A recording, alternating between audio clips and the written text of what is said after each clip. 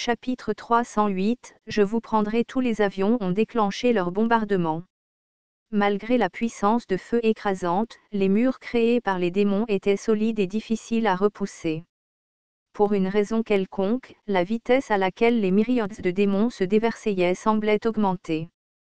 Cependant, la puissance de feu de l'Empire n'avait pas encore atteint ses limites. Les mitrailleuses coaxiales du groupe Itimo s'en sont prises au château céleste des anciens dieux, et le sortilège de souffle du dragon gardien d'Orazan a fait fondre les démons. Un chemin s'est ouvert. La Craque et les guerriers chargèrent un énorme démon qui avait résisté à l'impact de la puissance de feu. Ce démon, ressemblant à un humain rampant, avait un torse vide d'où sortaient continuellement de petits démons, étant essentiellement une usine à démons. Pendant que la Craque et les guerriers lui attachaient la tête, le cinquième apôtre du Panthéon, Rarvisteur Kaju, lui frappa le cou avec une faux géante. La bataille s'est poursuivie dans d'autres Sky Castles. Le joueur Bolt a toujours cru que les bons objets avaient plus d'une utilité. Réalisant que leur gaz était inefficace contre les démons, Bolt l'utilisa différemment. Le gaz jaune s'est enflammé facilement. Une explosion massive a balayé le Sky Castle, transformant la partie supérieure en une mer de feu. Le neuvième apôtre du Panthéon, Phénix Arene, absorba rapidement les flammes grâce à sa puissance, sécurisant ainsi la route de la marche. Ensuite, le quatrième apôtre, le chevalier Ridin Brose, sécurisa la ligne de front avec ses chevaliers avant que les démons ne puissent descendre. À l'arrière, les troupes d'ingénierie du Starcape ont pris le contrôle d'un Sky Castle vide pour soutenir la ligne arrière, installant une piste d'atterrissage d'urgence pour un ravitaillement rapide. Pendant ce temps, plusieurs flottes des océans environnants étaient envoyées vers la mer près de ce château céleste. Leur objectif était d'éliminer les démons qui tombaient comme la pluie. La bataille était sans fin et les démons se tortillaient sans cesse. Ce n'est pas facile. Il y avait ceux qui regardaient toutes ces batailles via des émetteurs vidéo, depuis leurs emplacements respectifs.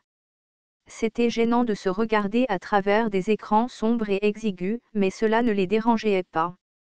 Certains semblaient étranges, même comparés aux diverses espèces d'avartins. C'étaient des joueurs. Ce n'est pas facile. Marmonna la sagesse en regardant l'écran.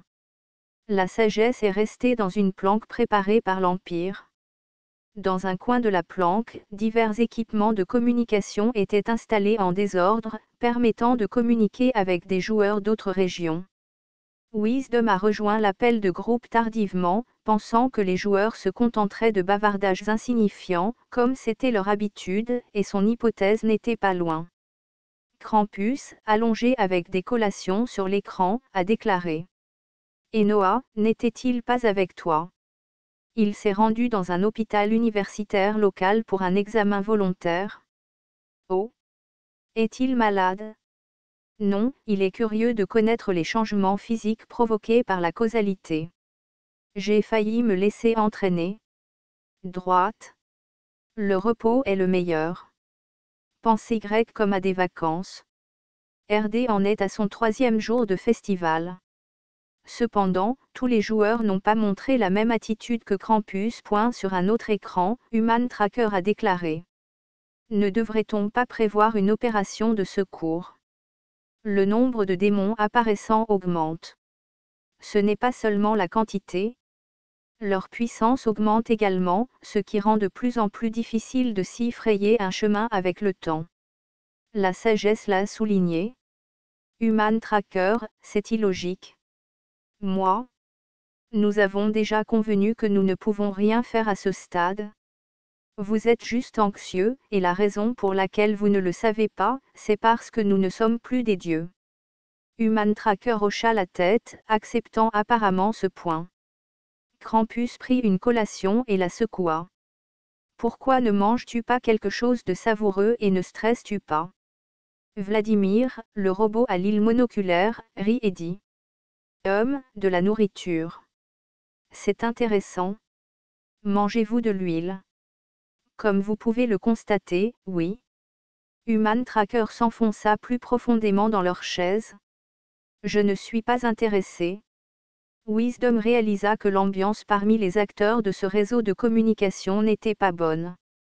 Jamais particulièrement intéressé par la psychologie humaine, Wisdom n'a pas trouvé de solution. Un silence gênant s'ensuivit. Eldar a rompu le silence pour détendre l'ambiance. C'est fascinant qu'ils prennent la forme de démons. Ils ressemblent à des êtres destinés à être vénérés et craints. Jérôme a dit. Mais il n'y a pas que. Dans Avartin, de nombreux monstres, bêtes divines et diverses espèces prennent la forme de mythes, de légendes et de contes populaires qui nous sont familiers depuis la Terre. Eldar a ajouté. Ce n'est pas une coïncidence, n'est-ce pas? Non, ce n'est pas. Alors, Jérôme, qu'est-ce qui est réel à ton avis? Réel? Jérôme secoua la tête. Sa barbe faite de livres flottait. Les deux sont réels? Ou les deux peuvent être considérés comme faux? J'aimerais en savoir plus à ce sujet. Jérôme ajusta sa barbe flottante et dit.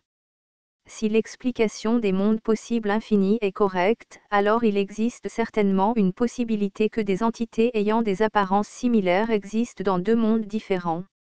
Cela signifie que les mondes existent à l'infini sous diverses formes. Mais le lien entre les deux?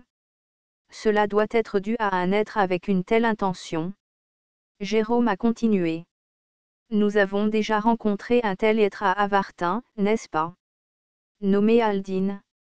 Eldar hocha la tête. Ils nous ont donc choisis sur Terre, un monde où nous les vénérions ou les craignions. Exactement. Mais cela laisse encore une question. Parce que nous tous. Pendant qu'Eldar parlait, Krampus, apparemment ennuyé, attrapa un autre sac de chips. Le bruissement couvrit la question d'Eldar. Krampus, ouvrant un autre sac de chips, se tourna et dit. Oh, mais Linda. Quoi? En entendant la voix irritée, Krampus pensa au moment où lui et Linda ne s'entendaient pas bien, et pensa que c'étaient les meilleurs moments. Krampus a demandé. Que fais-tu en ce moment?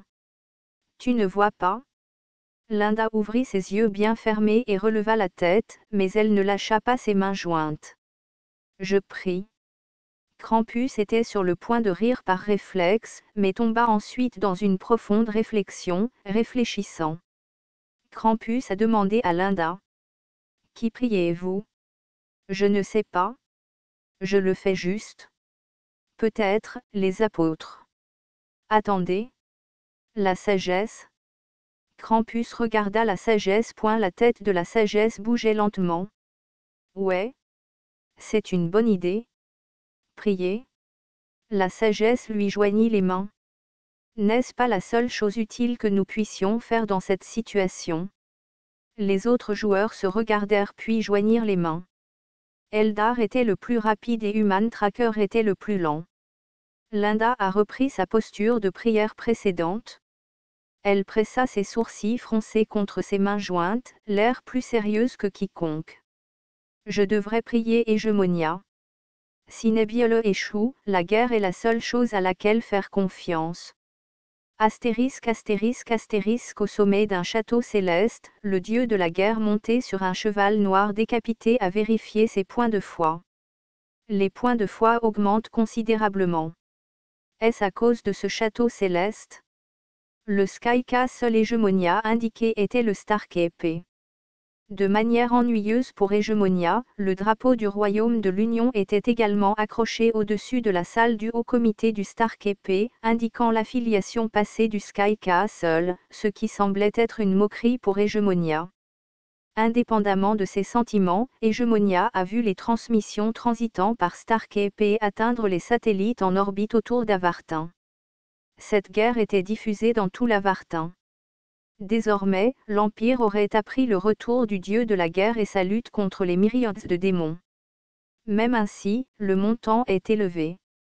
Je pense que je sais peut-être pourquoi. Tout en tranchant les démons d'une main, Hégémonia actionnait la fenêtre du système de l'autre.